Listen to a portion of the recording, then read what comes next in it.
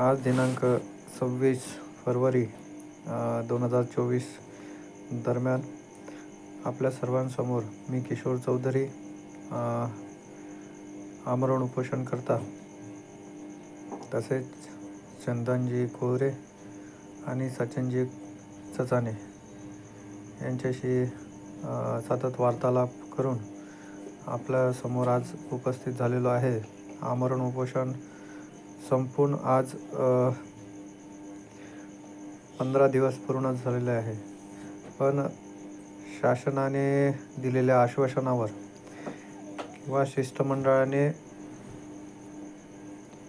जे 11 तारखेला माहिती दिली आणि माहिती ज्या दिल्या गेली त्या माहितीमध्ये परिपत्रकामध्ये जे कास्ट सर्टिफिकेट व्हॅलिडिटीच्या संदर्भात सामाजिक, सांस्कृतिक, आर्थिक, शैक्षणिक, नोकरी आणि राजकीय माध्यमातून ज्या लोकांकडे कास्ट सर्टिफिकेट व्हॅलिडिट्या आहेत अशा लोकांच्या बाबतीमध्ये जो शेरा नोंदवल्या हवा पाहिजे शेरा नोंदवायला हवा पाहिजे होता तो त्यामध्ये नव्हता.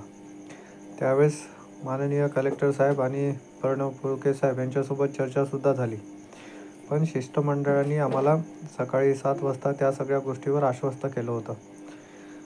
पण त्या परिपत्रक कामाच्या हातामध्ये 4 ते 4:30च्या नंतर म्हणजे कलेक्टर साहेब स्वतः घेऊन आले होते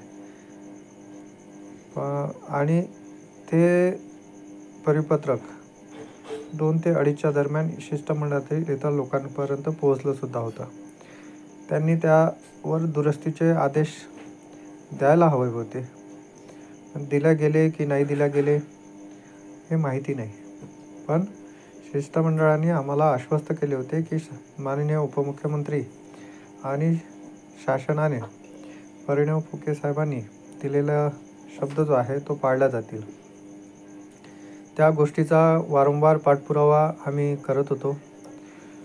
मी 11 तारखेला उपोषण समाप्त झाल्यानंतर आमरण उपोषण समाप्त झाल्यानंतर 12 तारखेला लगेच स्मारकावर मीटिंगचं आयोजन केलं होतं, ज्यामध्ये माझं पोहोचणं शक्य नव्हतं कारण की मी हॉस्पिटलला भरती होतो आणि त्या दरम्यान हिशोबाच्या संदर्भात असो किंवा पुढील वाटचालीच्या संदर्भामध्ये होतो, काही निर्णय झाले नाही.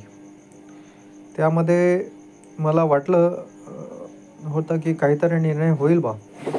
जे आमरण उपोषण रीतसर संपवल्या गेलं त्याचं डबल आंदोलन उभं करणं हे काळाची गरज होती. पण त्या सगळ्या गोष्टीकडे दुर्लक्ष करण्यात आलं आणि वारंवार शिष्टमंडळ आणि संघटनाच्या माध्यमातून मी माझा विषय रेटत राहिलो. पण 12 तारखेला जे स्मारकावर मीटिंगचं आयोजन होऊ शकलं नाही कारण की हिशोबामध्ये बरेचसे बिलं आणि बऱ्याचशा गोष्टी जोडल्या नाही. त्यासोबतच मी जेव्हा डिस्चार्ज झालो 13 तारखेला संध्याकाळी 9 वाजता त्या दरम्यान नागपूरच मुक्कामी होतो. 14 तारखेला आमचे विनोद कोहळे यांचं रिसेप्शन अटेंड केलं आणि त्या दिवशीसुद्धा ऑनलाईन मीटिंगच्या माध्यमातून लोकांना आवाहन करण्याचा प्रयत्न केला की आंदोलनाची दिशा कायम ठेवणं गरजेचं आहे. समाज आपल्या बाजूने वाट बघत आहे आणि समाजाचा कुठे विश्वासघात होऊ नये यासाठी संपूर्ण जेवढे समाज बांधव ऑनलाईन मीटिंगला जोडले होते त्यांना आश्वस्त केलं होतं की आंदोलन संपलं नाही, आंदोलन चालूच राहतील. फक्त 11 तारखेला हे दिलेल्या आश्वासनाच्या संदर्भात स्थगित झालेलं आहे. पण त्यानंतरही शिष्टमंडळ आणि संघटन याच्या मागे पाठपुरावा करत राहिलो. मध्यंतरी 2 मीटिंगा झाल्या होत्या. एक सुदर्शनजी चांबलोट ज्यामध्ये मला त्याची पूर्ववत माहिती दिली गेली नव्हती. आणि दुसरी गजाननजी कोळे यांनी 20 तारखेला मीटिंग घेतली होती, त्याची पूर्ववत माहिती आम्हाला दिली गेली नव्हती. तीनही लोकांना त्याची माहिती नव्हती. पण आम्ही त्या गोष्टीला साईडला ठेवून आम्ही निरंतरपणे आपला विषय तीनही लोक रेटत राहिलो. त्यानंतर 16 तारखेला मी सचिनजी चचाने यांना आवाहन केलं की तुम्ही यवतमाळला असता, तुमच्या माध्यमातून रामदासजी नेवारे यांच्याशी बोलून लवकरात लवकर मीटिंगचं आयोजन करा आणि लवकर आंदोलन उभं करावं लागेल, कारण की आपली कुठेतरी फसगत झालेली आहे. आपली फसगत जे झालेली आहे ते आंदोलनाच्या माध्यमातूनच मिटवता येईल. त्या दिवशी 16 तारखेला मीटिंग लागली नाही. त्यानंतर मी रामदासजी नेवारे यांना सकाळी परत फोन केला आणि त्या दरम्यान त्यांना म्हटलं मीटिंग ठेवणं अत्यंत आवश्यक आहे. लोक आम्हाला वारंवार फोन करत आहे आणि वेगवेगळ्या माध्यमातून लोकांमध्ये आपल्या समाजाचे काही समाजकंटक हे अपप्रचारसुद्धा करत आहे. त्यानंतर रात्री 8:30च्या दरम्यान परत नेवारे साहेबांशी चर्चा केली आणि 17 तारखेला 9 वाजता परत एक शिष्टमंडळासोबत आमचे काही प्रश्नाचे उत्तर हवे होते. तर शिष्टमंडळ आणि उपोषणकर्ते आम्ही एवढेच लोकांची मीटिंग झाली आणि त्यामध्ये प्रखरपणे मी माझं चंदनजी कोळे आणि सचिनजी चसाने यांनी आपलं मत व्यक्त केलं. जर तुम्ही सर्व लोक गेले होते तर त्या दरम्यान जर तुम्ही ते जे डिसिजन घेतलं मुंबईला, त्याचा पाठपुरावा तुम्ही कुठपर्यंत करत आहे आणि ते तुमचं जे बोलणं झालं होतं उपमुख्यमंत्री आणि आदिवासी सेक्रेटरी आणि तिथले अटर्नी जनरल यासोबत जे वार्तालाप झाली होती, ते वार्तालापीचं आम्हाला रिझल्ट दिसत का नाही आहे किंवा त्याचं महत्त्व आम्हाला पटत का नाही आहे. त्यावर आम्ही प्रखरपणे आपलं मत प्रकट केलं तीनही लोकांनी. शिष्टमंडळाला सुद्धा आश्वस्त केलं की तुम्ही आम्हाला उत्तर द्यावं.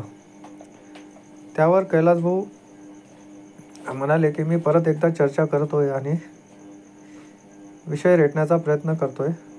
प्रणव फुकेच्या माध्यमातून परत आपला म्हणणं जे आहे का बरं ऐकलं गेलं नाही याच्यावर चर्चा करतो.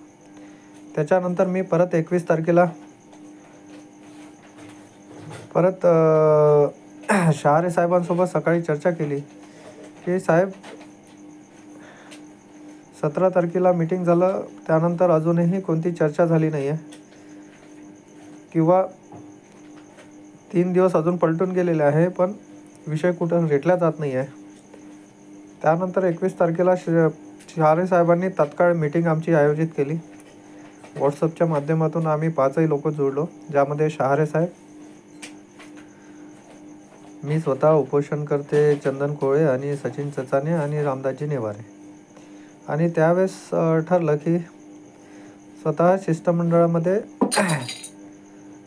जे 17 तारखेला मीटिंगमध्ये 6 शिष्टमंडळातले लोक आणि 3 उपोषणकर्ते हे मुंबईला जाण्यासाठी तयारी करतील, त्यासाठी परत एकदा 21 तारखेला चर्चा झाली. आणि त्या चर्चेच्या अनुषंगाने आम्ही परत 23 तारखेला त्यावर शिक्कामोर्तब झाला. आणि आज 26 तारीख आहे. त्यानंतर 25 तारखेला परत संयोजक आणि शिष्टमंडळ आणि सहसंयोजक आणि माननीय अध्यक्ष मनोहरजी शहारे यांनी एक मीटिंग आयोजित केली, ज्यामध्ये संपूर्ण समाजातील संयोजक, सहसंयोजक आणि शिष्टमंडळामध्ये एक मॅसेज जावा, जेणेकरून आपलं आंदोलन हे संपलं नाही बा आणि त्याला रितसर पाठपुरावा करणं गरजेचं आहे. त्या मध्यंतरी मी आणि स्वतः रामदासजी नेवारे यांनी व्यक्तिगतरित्या पाठपुरावा करत होतो. माननीय रामदासजी नेवारे यांनी कलेक्टर साहेबाला निवेदनसुद्धा यवतमाळला दिलं. त्याच्या लगेच दुसऱ्या दिवशी मी सुद्धा इथल्या डेप्युटी कलेक्टरला निवेदन दिलं आणि त्यांनीसुद्धा मेल फॉरवर्ड केला उपमुख्यमंत्री साहेबांना आणि त्याच तारखेला मी सुद्धा मेल फॉरवर्ड केला. त्याच्या अगोदर मी माझी वर्धा जिल्ह्याची कोर टीम, ज्यामध्ये दीपक नेवारे, भास्कर नेवारे, शारदा बोटरे आणि रीता राऊत आणि अविनाश नेवारे, कुलदीप राऊतसुद्धा होते नागपूरचे. आम्ही एक मीटिंगसुद्धा घेतली होती 16 तारखेला आणि त्या मीटिंगच्या दरम्यान आम्ही सुद्धा त्यांच्याशी चर्चा केल्यानंतर परिपत्रक जे आहे ते निघायला हरकत नाही किंवा जे शासनाने आदेश जर दिला असेल आदिवासी विभागाला, सेक्रेटरीला, तर त्याची आतापर्यंत अंमलबजावणी व्हायला वेळ लागत नाही, यावर आमची चर्चासुद्धा झाली होती. आणि ते चर्चा झाल्यानंतर लगेच कलेक्टरला निवेदन दुसऱ्या दिवशी देण्यात आलं होतं आणि मेलसुद्धा पाठवला गेला होता. आजसुद्धा 26 तारीख आहे. आजसुद्धा माननीय उपमुख्यमंत्री यांच्यासोबत तातडीची बैठक लागावी यासाठी रामदासजी नेवारे यांनीसुद्धा मेल केला आणि मीसुद्धा मेल केलेला आहे. त्यांना रिसर अर्जसुद्धा दिलेला आहे. पण शासनसुद्धा आमची दखल घेत नाही आहे.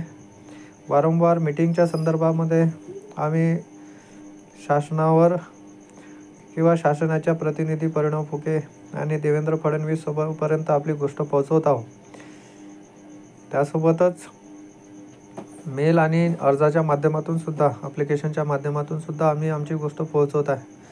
पण शासन निगरगट्ट झालेलं दिसते. आमच्या कोणत्याही गोष्टीकडे ते लक्ष द्यायला तयार नाही आहे. जर असंच चालत असेल तर आज 26 तारीख आहे आणि आचारसंहिता 12 तारखेला जाहीर होणार आहे. आमच्याजवळ 10 ते 12 दिवस आहे आणि कोणतंही आंदोलन लगेच उभं करायला भरपूर वेळ लागते. त्यासाठी 5 तारखेच्या आंदोलनासाठी आपल्याला तयारी करावं लागेल. जर 4 तारखेला शिष्टमंडळ आणि संघटनेमार्फत जर मीटिंग झाली नाही तर आपल्या केलेल्या कामावर पाणी फेकण्याचं काम सरकार करतील आणि केलेल्या कामाला काही अर्थ राहणार नाही. त्यामुळे आंदोलन हे सगळ्यात मोठी धार असते. जर तलवार मयालीमध्ये घालून ठेवली तर तिचं महत्त्व नगण्य असते. पण तलवारीच्या मयांच्या बाहेर जेव्हा तलवार निघते, तिचं त्या धारीचं महत्त्व शासन, प्रशासन आणि समाज बांधवांना सुद्धा माहिती पडते. समाजाचा आमच्या तीनही लोकांवर विश्वास आहे, पण समाजाच्या कोणत्याही गोष्टीला तडा जाऊ नये यासाठी आम्ही तीनही लोक प्रामाणिकपणे काम करत आहोत आणि समाजाने सुद्धा ठेवलेला विश्वास जो आहे त्याच्याशी आम्ही प्रामाणिक आहोत. आमच्या मनामध्ये कोणतीही खंत किंवा निराशा या गोष्टी जरी जाणवत असल्या तरी आम्ही तीनही लोक समाजाशी प्रामाणिकपणे आजही आंदोलन करायसाठी तयार आहोत. आमची तीनही लोकांची तब्येत अजूनही सुधारलेली नाही आहे आणि त्यासोबतच तरी आम्ही आमचे आंदोलन उभं करायसाठी तत्पर आहोत. जर आंदोलन येत्या 5 तारखेला संविधान चौक नागपूर येथे उभं जर नाही झालं तर यवतमाळ या ठिकाणी कलेक्टर ऑफिससमोर आपल्याला आमरण उपोषणाची तयारी करावी लागेल आणि शिष्टमंडळ तसंच संयोजक, सहसंयोजक आणि संघटनात्मक संपूर्ण बांधवांना आम्ही आवाहन करतो की आपण लवकरात लवकर या सगळ्या गोष्टीवर अत्यंत सिरियस व्हा. माझं जोडण्याचं हे काम करणं आज अत्यंत आवश्यक यासाठी वाटलं की 15 दिवस मी तुमच्या सर्व लोकांच्याकडून उत्तरं ऐकत होतो, परंतु कोणतंही ठोक उत्तर मला मिळालं नसल्यामुळे मी आज 26 जानेवारीपासून परत आंदोलन 5 तारखेला कसं उभं होईल यासाठी संपूर्ण समाज बांधवांना आवाहन करत आहोत. तसंच 28 तारखेला जे माननीय पंतप्रधान मोदी साहेब यवतमाळला येत आहे, त्यांना सुद्धा संघटनात्मक बॅनर जे आदिवासी गोंडगोवारी आहोत यांचं संस्कृती त्यांनासुद्धा दिसू द्या. कारण की शासन आपल्यासोबत जर दगाबाजी करत आहे तर आपल्याला आपली संस्कृतीसुद्धा दर्शवणं गरजेचं आहे. रस्त्याच्या मधोमध्ये सांस्कृतिक वेशभूषा घालून मोदी शासनाला दिसणं गरजेचं आहे. त्यामुळे आपण आपली वेशभूषा घालून रस्त्यावर आपलं निदर्शन, आपली संस्कृतीचं दर्शन मोदी साहेबाला सुद्धा घडू द्या. आणि आम्ही वाघोबा नागोबा ढालपूजा पूजणारे लोक आहोत, आम्ही खरे आदिवासी आहोत असं दर्शवू द्या. यवतमाळमध्ये मोठ्या संख्येने समाज बांधव राहतो. मी संपूर्ण समाज बांधवांना आवाहन करतो की यवतमाळला जे 28 तारखेला मोदी साहेब येत आहे त्यांना आपल्या संस्कृतीचं दर्शन घडू द्या आणि आपला विषय त्यांच्यापर्यंत रेटण्याचा प्रयत्न करा. शक्यतो शिष्टमंडळ आणि सहसंयोजक आणि संघटनात्मक शहारे साहेब, मुख्य संयोजक तसेच मुख्य सेक्रेटरी रामदासजी नेवारे साहेब यांनीसुद्धा त्यांच्यासोबत बैठक कशी लागतील, त्यांच्यासोबत चर्चा कशी होतील यावर विचार करावा. जास्त न बोलता इथंच थांबतो आणि आंदोलनाच्या 5 तारखेच्या तयारीसाठी संपूर्ण समाज बांधवांना आवाहन करतो. धन्यवाद.